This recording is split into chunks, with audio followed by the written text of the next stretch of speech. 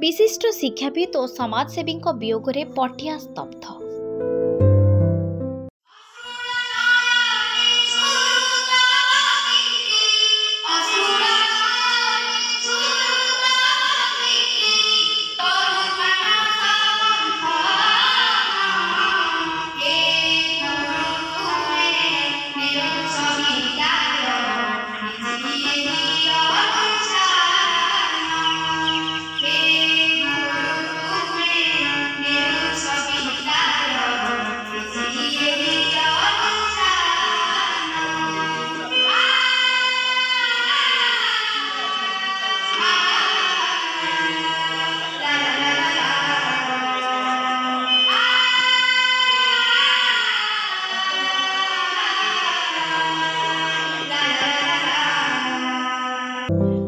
हे गुरु तुम्हें मंगलमय कृपा बिनु मुक्ति नाही।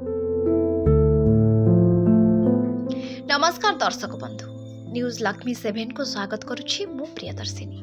दर्शक बंधु, शैलेन्द्र नारायण सरकारी उच्च विद्यालय प्राक्तन शिक्षक श्रीजुक्त भोलानाथ मिश्रंकर गत 20 जनवरी 2025 रे रात्र प्राय 12:37 रे परलोक होई जाइछि।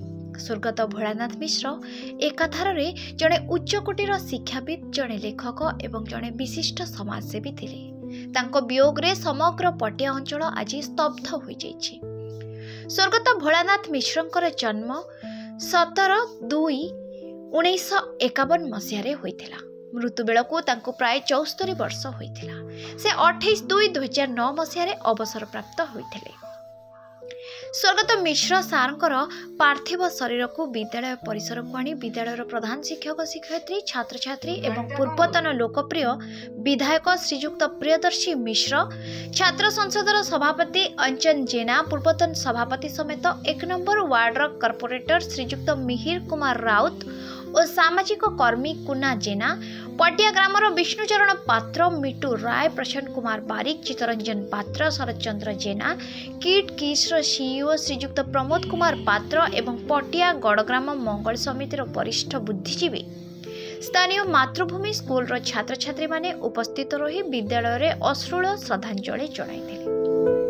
तांकर अमर आत्मार सद्गति निमंते गुरु वंदना सह श्री जगन्नाथक निकटरे समूह प्रार्थना करथिले।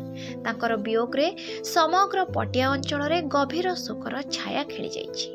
पटिया अंचल रे अति भल मनीष भावे जनाशुना थिले से। तांकर अमूल्य सेवा सबुदिन पाई मने रहिबो बोली अंचलवासी कहिसंती। आम न्यूज लक्ष्मी 7 परिवार तरफरु स्वर्गत भोलानाथ मिश्रंकर अमर आत्मार सद्गति निमंते महाप्रभु श्री जगन्नाथ निकटरे एतिकी प्रार्थना करुछु। Bhubaneswar Lovely report, news Lakshmi 7।